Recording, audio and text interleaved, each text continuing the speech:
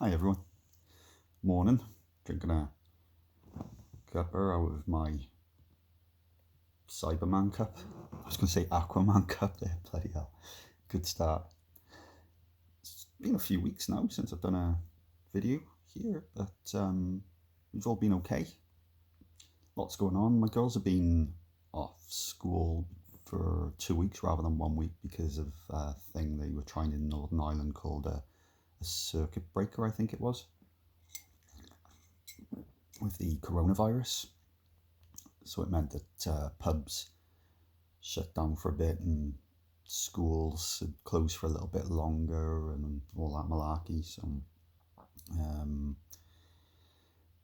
numbers been going up, deaths and all of that. But I mean, we knew that was going to happen. Why they opened the pubs?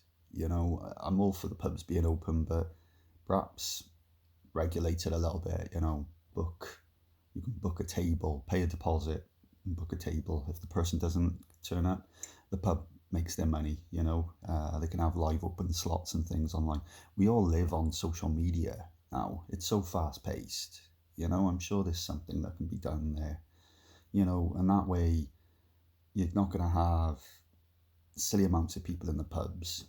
You could maybe regulate it a little bit inside as well. If someone's getting a bit too drunk and rowdy and decides to start going around licking people, throw them out.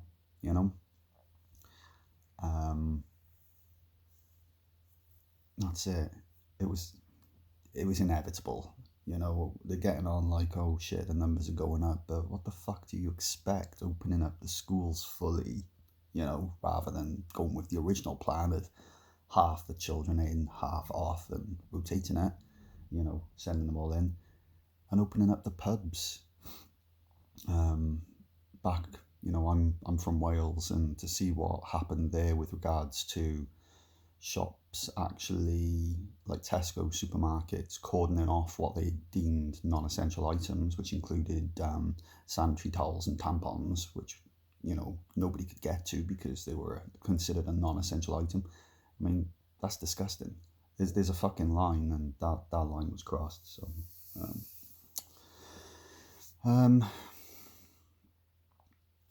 yeah.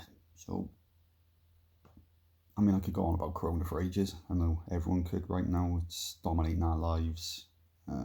As of now, I'm also keeping an eye on what's happening with Trump and Biden. Looks like Trump's going to get him, which does flabbergast me. I understand that there's a lot of people out there that do think that he's done good and very patriotic, but the bottom line is that he's a racist asshole who's documented, his dodgy history is all available for the world to see, but people only see what they want to see.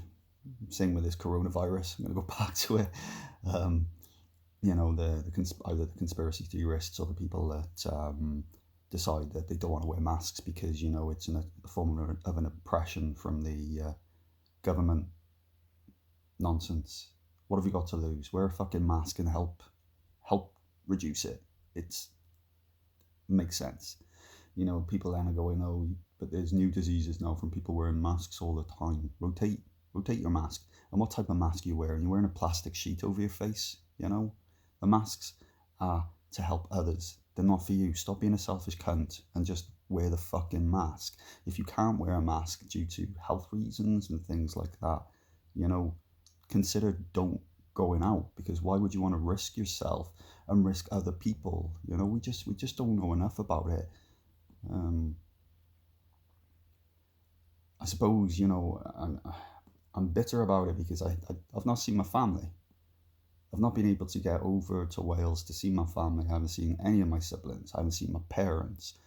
I've seen my friends once, face to face, once since February. Fucking fed up of that. But anyway, the Warriors of Dystonia project, still chipping away, still working on the book. Um, I had to work through a lot of, I say, boring stuff. It was medical jargon, and because I had taken it from online, I didn't want to have any sort of copyright issues. So I've reworded and restructured and made it my own. And even that alone, writing about the different forms of dystonia, was an eye opener. It was quite interesting because there had been a lot of people that had shared their stories with me who'd immediately jumped into the type of dystonia that they had. And sure, they share their stories and they share a little bit about their lives and how it was affected, and is affected, I should say. However, it's great to have a bit more context, by looking into, okay, the type of dystonia that you said you've had is this one that I've written about at the start of the book. So it's been good to do that. It was a little bit fiddly because I don't really want to go into too much depth on the types of dystonia because that's not really what the book is. I've given enough just to give a general idea of what's documented as the sort of effects of that particular kind of dystonia. So I've began working on the stories that were shared with me now. So I've started editing and tweaking some of them. Many of the people that had written to me had said, my grammar, my punctuation isn't great and things like that. So I was aware that I would need to go in and make changes on a lot of the stories. I'm not perfect with my grammar. I will be getting someone else to skim over and maybe check a few things for me afterwards. But yeah, I want to make sure though that I still keep the main context and story the way that the person wanted to share it. So that's what I've been doing, and I'm really excited to get this book out. It's super important, really important. I'm hoping that, my original plan was for the start of next year, and I'm going to try and stick to that. I need to set a sort of a deadline for myself like that. Otherwise, it could patter on longer, and I don't want that. I want it to be done, by March, April of next year. Whether it gets released at that point is another thing then, but if I could get the story checked over and read over and rewritten and formatted by then, fantastic, Podcasts will continue. I think I'm looking at doing one a month right now whilst I work on the book. I've got a chat coming up this week, which I'll then hopefully edit for sort of next week. I need to come up with a plan as well of how I distribute these and spread the word. I know that there could be more interest and more people interested if they know about them, so I will need help maybe spreading the word. And I do need to reach out to some of the Facebook groups to let them know, about these podcasts.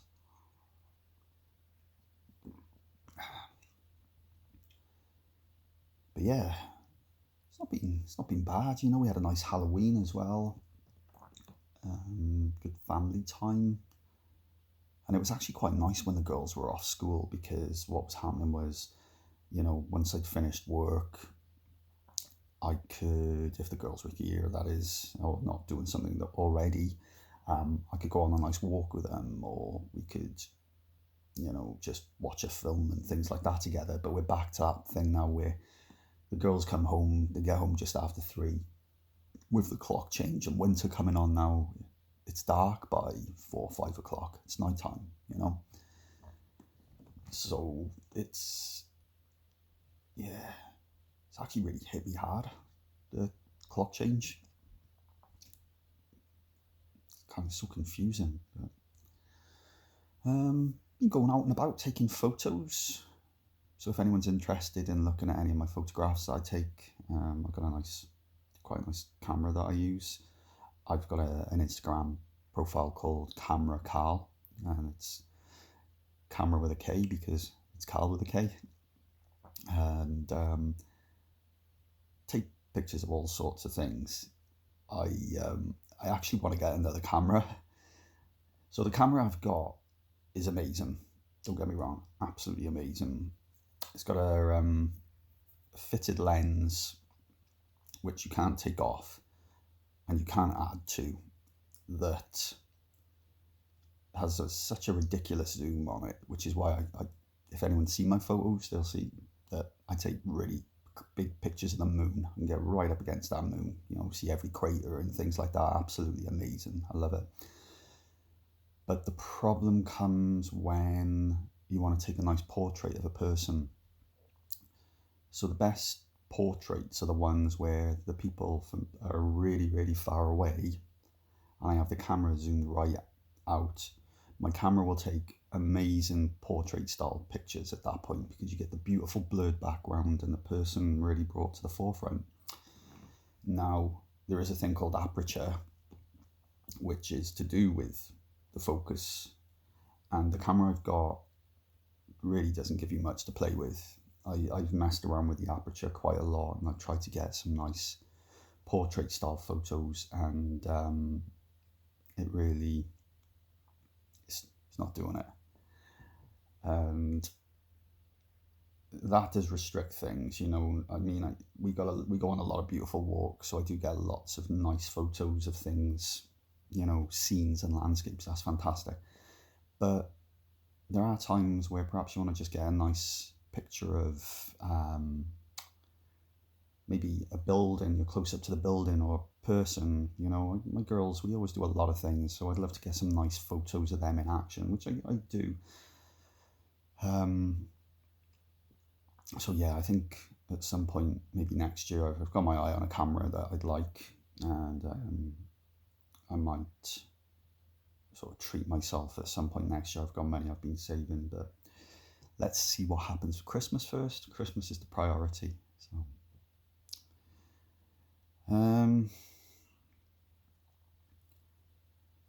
thanks to getting, I'm going to jinx myself here. Thanks to getting into a really good routine with my sleep, I am getting into an awesome routine with my exercise. So now I rotate the exercise, which is great. Previously, what I used to do is I used to just box pretty much every day that I could. Boxing, which was good. Get a bit of leg work in there, but obviously it's all upper body. But there were days where, as much as I enjoyed the boxing, there were days where I was like, oh, can't really be bothered, yeah, because usually I have to set up my camera so that I can follow the tutorial, get that set up, and the internet goes. I get videos, adverts every now and again, and all these bits and pieces. So what I actually do now is I rotate. I have day of boxing, day of weights, and a day where I do a 5K, and then have a break day. And this way it just makes it more interesting. It's spread out. Today's a 5K, which is nice. I tend to put something on my phone to watch, and then I run. I do my just over 3 miles of running, and then I'm cool. That's me done. So 5K today. So getting the exercise done is making me feel great. Enjoying that. And it goes without saying, then if you're feeling great, it really helps with the dystonia. Again, I'm trying not to jinx myself, but my shakes have not been anywhere near as bad. I've not been quite as stressed. I found a lot of things easier to handle than I would normally. I've got much better control over my neck. Still a bit crunchy, but overall, that's been good. Anxiety, touchwood's been okay. I started to feel a little bit compulsive yesterday. Got to be careful. I'm trying to take it easy this morning. I don't want to become too obsessed with things, particularly work at the moment. There's a few things going on in work, but yeah, I recognise when this sort of shit is happening, so I'm taking measures to slow things down. Drink, okay, I've proven to myself that I don't need to drink. Had a couple of beers on Saturday, just gone there, Halloween, because it was a special day, and also there was a heavy metal guy that I've been following since I was a kid called Devin Townsend, who was doing a live stream concert and things. I just wanted to be part of the party for a bit, and I'm not in a massive rush to have alcohol again. But I've proven that I'm not sort of held prisoner by it. I can stop drinking. So since October, or throughout all of October, I had 2 mediocre drinking sessions, whereas I used to have 2 complete binge sessions at least per week prior. So yeah, so I'm really pleased with that, and I'm going to continue to not binge or put myself in that position, particularly if I'm sitting by myself watching YouTube videos or playing Xbox. Anyway, I think that covers just about everything, but I hope you're all cool out there. Thank you for watching. If you'd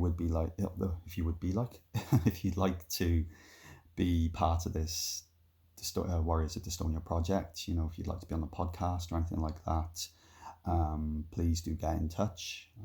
You'll find I've got a website, warriorsofdystonia.wordpress.com. You can find me on Instagram, you can find me on Facebook, or you can comment on the video below and I'll get back to you. So, okay, take care.